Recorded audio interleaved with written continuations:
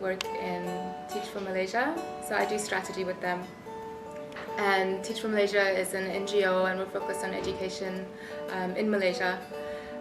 Also on top of that, I'm an artist, so I paint, I'm a musician, I play traditional music, so mostly music from Sarawak. And I also teach. I teach the sape, which is the traditional instrument, and I teach traditional dancing as well.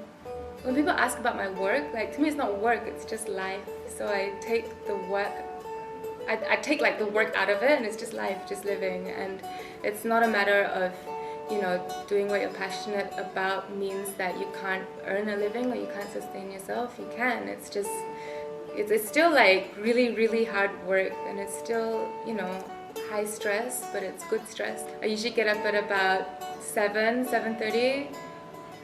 Even if I don't want to, I somehow like get out of bed. And then, so if it's a weekday, I'd go into the office, Teach for Malaysia office,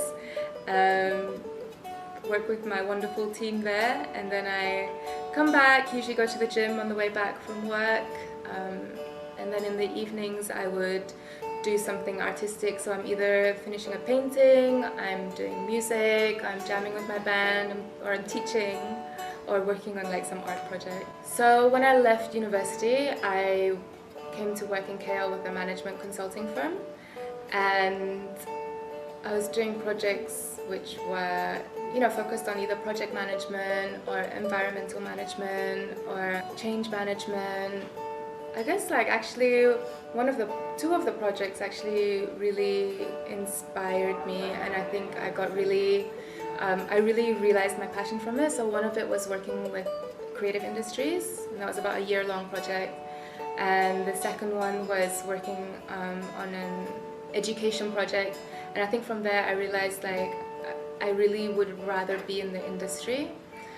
So from the creative industries project, I really really realized that I'd actually lived in arts my whole life, and it was, you know, something that's really ingrained in me, and I just didn't have time to be artistic anymore, and I think that really got to me. I left my job and I went to study art for 1 year in Singapore. Over a year ago now, I came back to KL, and I started doing my own projects. So I did actually a short-term project for Teach for Malaysia. I did an art project, I did a consulting project for music, and it was really like project-based work, and, you know, like running 3 projects at once to finish within 3 months, and I was working with other people as well. I think I became really aware of what my niche could be. I was really like crafting out my niche, I think. I really enjoyed it, and really enjoyed like the people that I meet, and then I was for 2 months at the end of last year traveling across America with my band. It's a world music band called Diplomats of Drum. So I was playing the sape, and what we do is we have gigs, but we also have workshops, so about maybe 7 workshops a week, sharing Malaysian culture, Malaysian tradition through music and through art, and I just loved it so much.